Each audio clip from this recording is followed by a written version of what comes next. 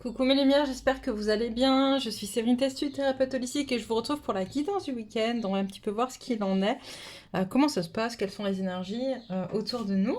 Avant toute chose, merci à toutes les personnes qui s'abonnent régulièrement. Ça fait toujours chaud au cœur de voir que les messages plaisent. Voilà, voilà. Et puis merci à ceux qui vont continuer de s'abonner. N'hésitez pas à mettre des commentaires, surtout c'est intéressant pour moi aussi d'avoir vos retours. Et puis on commence tout de suite avec l'oracle de la Terre sacrée pour voir un petit peu quelles sont les énergies du moment. Alors, quelles sont les énergies pour ce week-end? S'il vous plaît. Allez. Hop.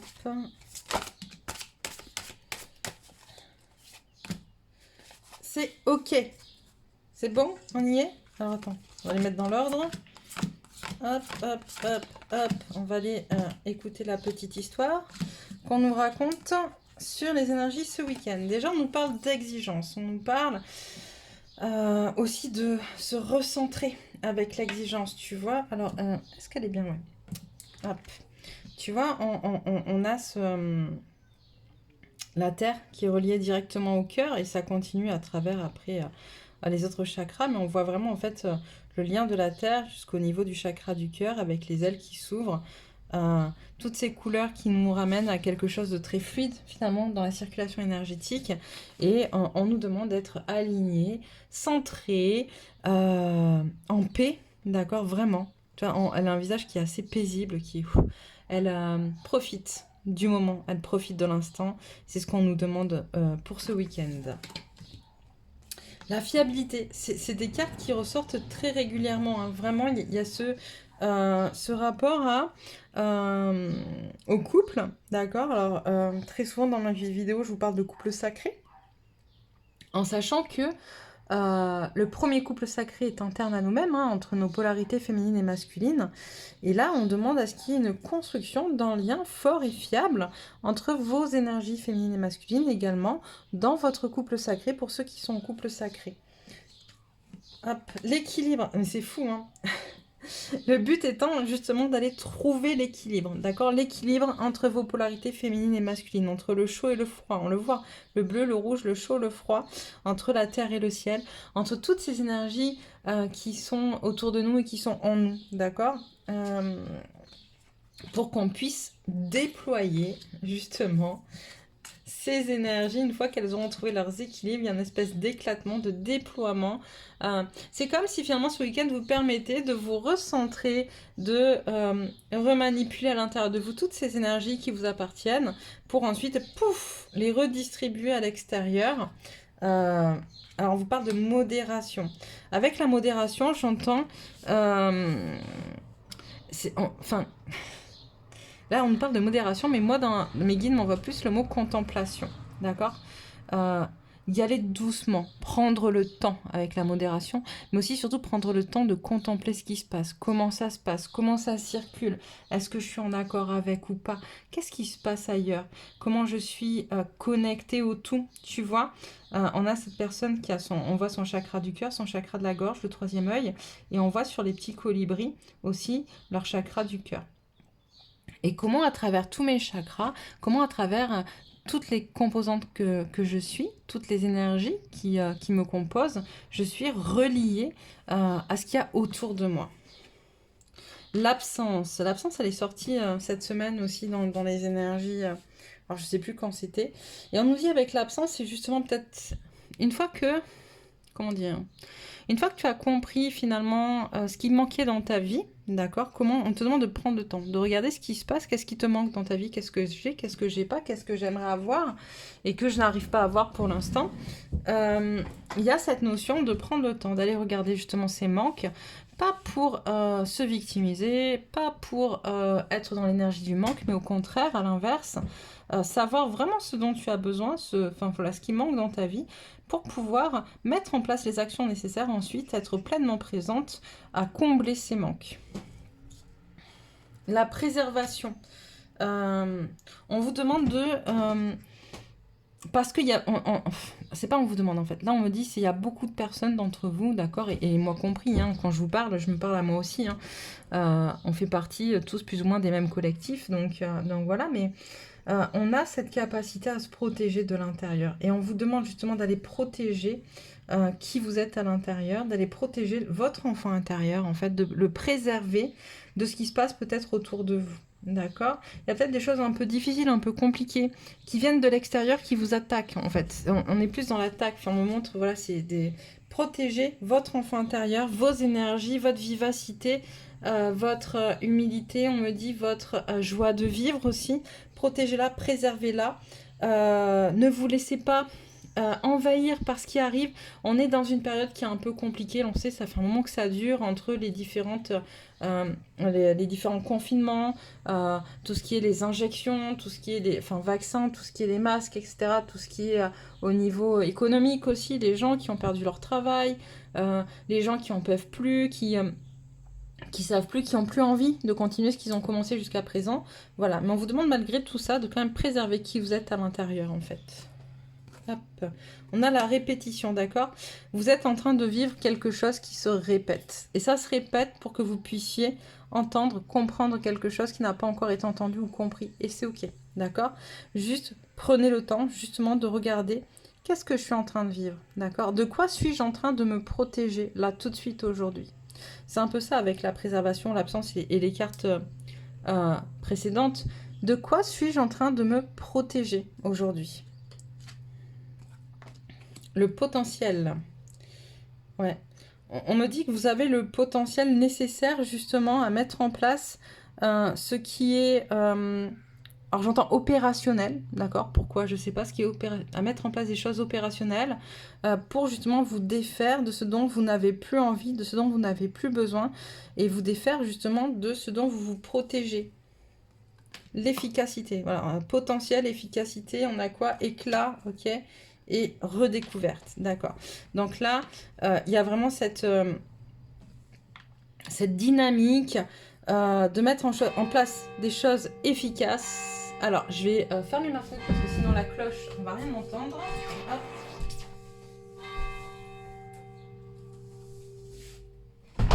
Parce qu'elle sonne 2 fois, donc dans quelques minutes, ça va recommencer. Bon, on s'y remet. Donc voilà, vous avez le potentiel et l'efficacité nécessaire. Vous avez tout ce qu'il faut à l'intérieur de vous, justement, pour... Alors là, j'entends du coup faire éclater. On vous a demandé de vous réunir, mais il y a encore des choses à l'intérieur de vous que vous devez ressortir. Avec l'éclat, c'est ce qu'on m'envoie sur ce coup-là.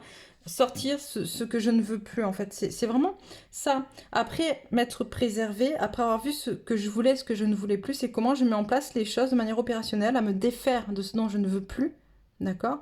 À me défaire, on parle de bulles d'émotions, de trauma, on parle de peur, de blocage, qui n'ont rien à voir avec la situation actuelle. Elles sont juste...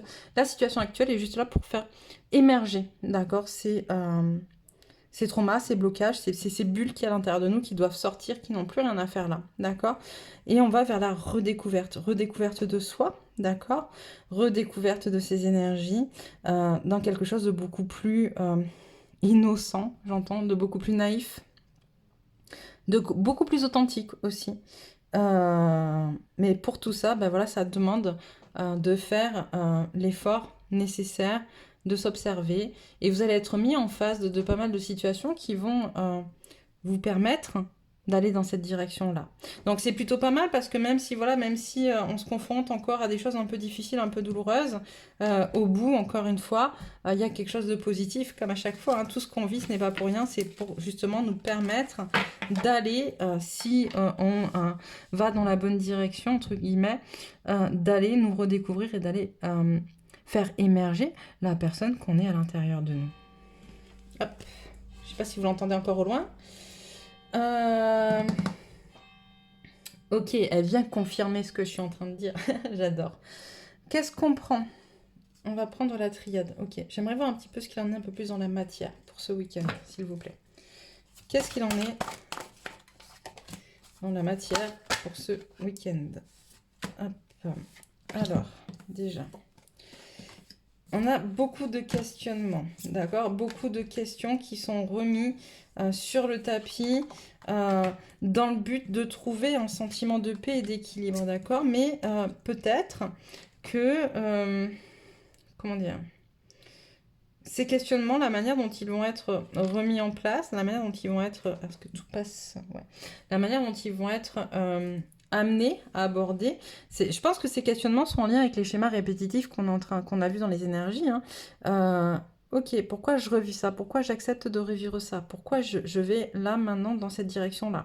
Il y a un peu comme quelque part, à un moment donné, cette possibilité que quelque chose vienne comme ça, tu vois, avec la foudre, faire tomber des masques, en fait, des prises de conscience. Il y a vraiment des prises de conscience. Prise de conscience sur soi, prise de conscience sur les autres, prise de conscience sur...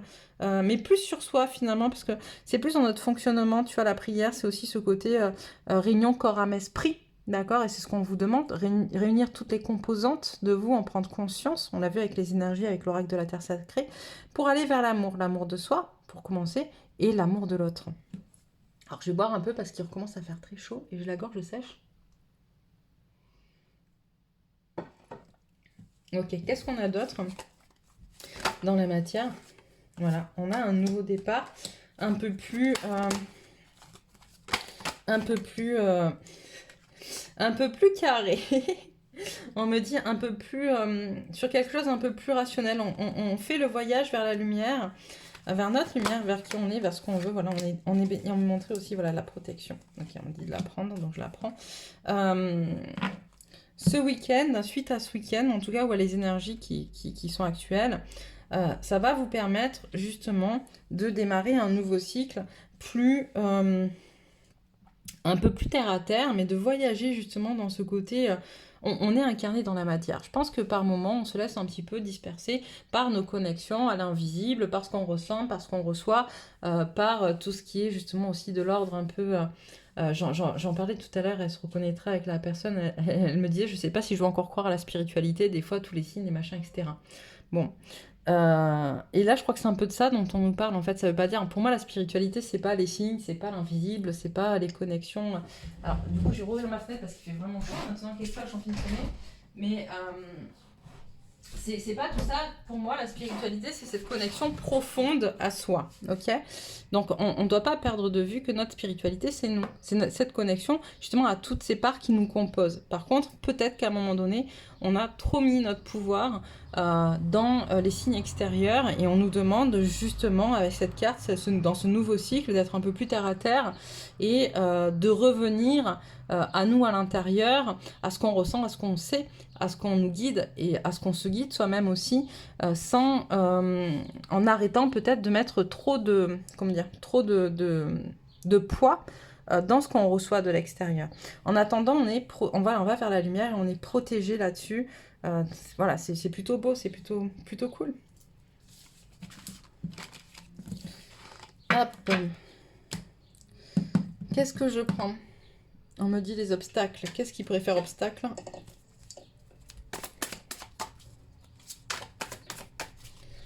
Alors, la souffrance, c'est fou, hein. Elle ressort tout le temps, cette carte. Je fais des suppositions. Dieu ne m'aime pas. Allez, on arrête là. Je prends personnellement et le juge. La souffrance est nécessaire. On est... comment dire? C'est comme si on avait cette fausse croyance à l'intérieur de nous. Je l'ai déjà dit dans une guidance précédente et je crois que c'était il y a 2-3 jours de ça. Vous regarderez, ça venait déjà en fait, cette notion de la souffrance est nécessaire.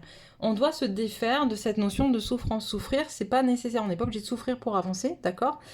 Tout dépend ce qu'on attend par souffrance, mais la plupart du temps, on est quand même dans des fausses croyances où il faut vraiment qu'on ait vraiment très très mal, parce que si on a vraiment mal, ça veut dire que ça marche, quoi, tu vois, c'est un peu comme ces gens qui vont travailler... Moi, je suis pas du tout sportive, hein, je le dis, je suis pas sportive, merde. Je vois pas pourquoi je serais obligée de faire souffrir mon corps, même si des fois, un peu comme tout le monde, je me dis, allez, vas-y, fais des abdos pour avoir un ventre plat, etc. Mais il n'empêche qu'à la base, je suis pas forcément sportive. Bon. Et que comme dirait une amie qui peut-être se reconnaîtra aussi, voilà, pourquoi doit-on souffrir pour être belle?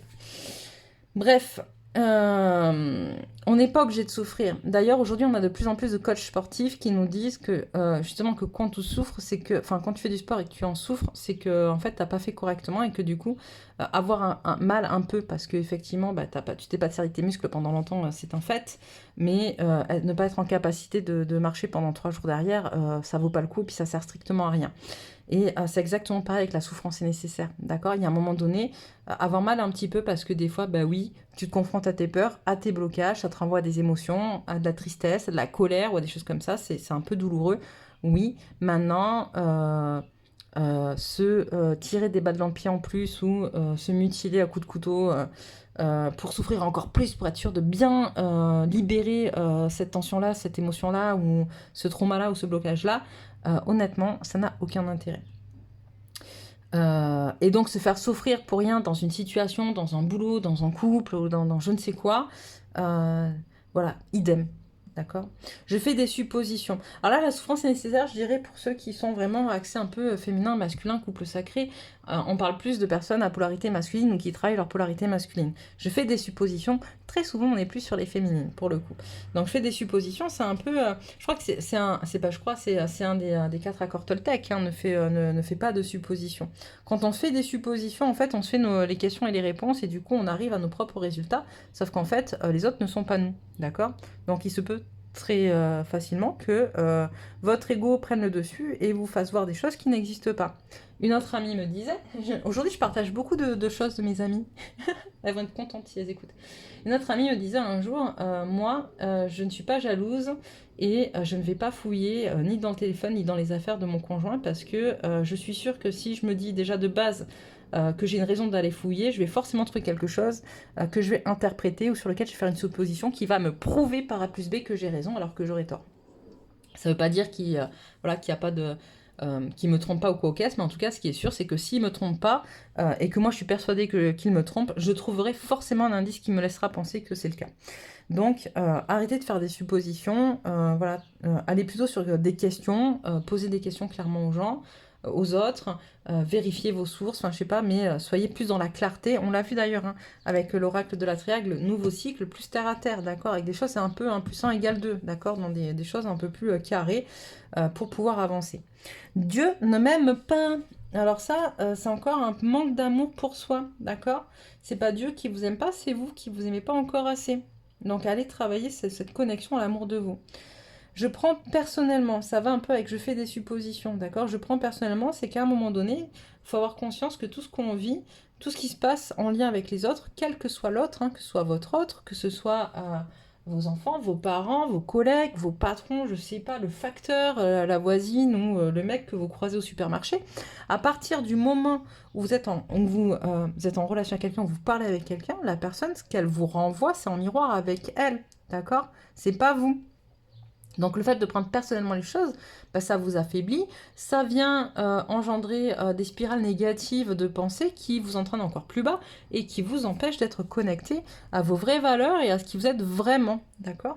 Et le juge, ben, on en parlait aussi la dernière fois, cette notion de jugement, le fait de se juger, de juger les autres, à un moment donné, qui est-on pour juger? Même pour nous juger nous-mêmes, finalement, ça sert à quoi? Ça sert strictement à rien, à part, une fois de plus, ben, nous enfoncer un peu la tête sous l'eau. Donc, arrêtons de se juger, arrêtons de juger les autres, chacun sa vie, chacun son histoire. Le juge doit juste nous permettre de pouvoir, cette notion de jugement, en fait, elle doit nous permettre de pouvoir raisonner de manière beaucoup plus forte et beaucoup plus objective, d'accord? Mais en aucun cas, se juger négativement ou juger les autres négativement est quelque chose de constructif pour vous. Voilà. Si vous êtes en capacité d'avoir des jugements constructifs, c'est génial. Si vous êtes dans des jugements où vous vous rendez compte qu'en fait vous tournez en boucle sur quelque chose de négatif, que ça n'a rien à voir avec le schmilblick et qu'on en a rien à foutre de savoir si la nana, sa jupe elle est rose ou verte et si ça lui va bien le bleu ou le jaune, et enfin voilà, là on est sur des choses qui sont très négatives, ça sert à rien.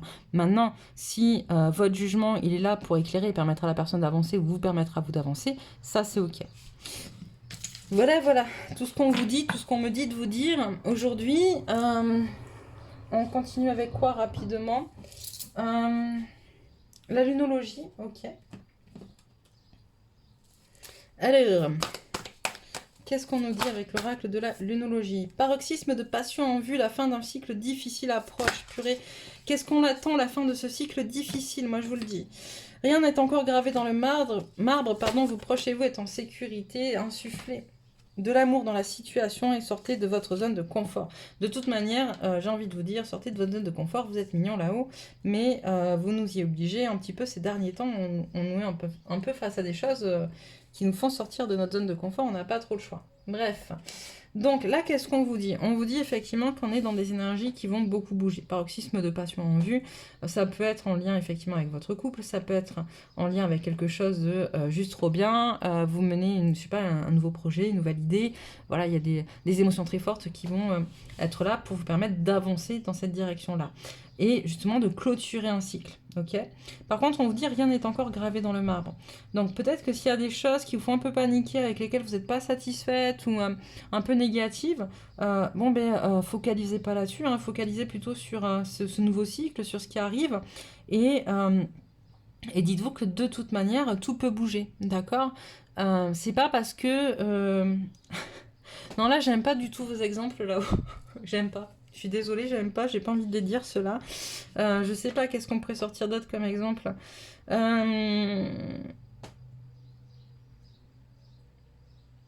Ouais, en tout cas, quoi qu'il arrive, on n'est pas obligé.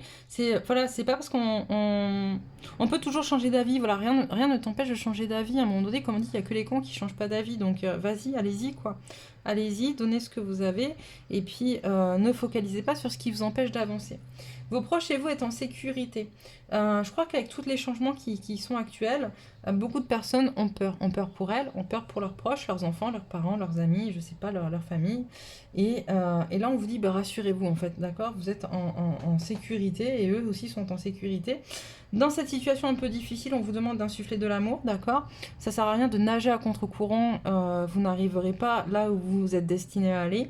Et sortez de votre zone de confort, essayez de faire différemment peut-être cette fois-ci pour voir un petit peu, on l'a vu tout à l'heure, on est dans des cycles répétitifs, pour vraiment finaliser des choses et se défaire définitivement de certaines choses.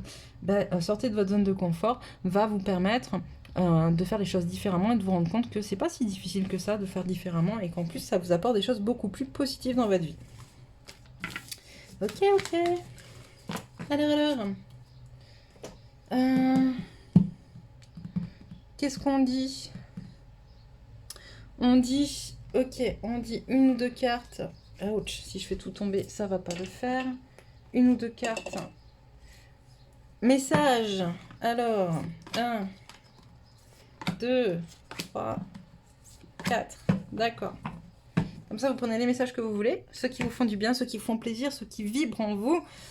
Alors, on a créateur de sa vie. Je suis maître de ma vie, j'ai le pouvoir de transformer mon intérieur et de vivre dans la sérénité. La puissance de ma pensée a la capacité de me créer une vie remplie de joie et d'harmonie. À moi d'être le créateur de ma vie, je fais le choix d'être positif et de voir le beau en tout. J'accueille avec amour chaque étape de ma vie. Je m'ouvre à la lumière infinie de l'univers. Mais je pense que ça va faire partie du titre de la vidéo parce que du coup, c'est un peu tout ce qu'on a dit finalement depuis le départ. L'ombre et l'ego.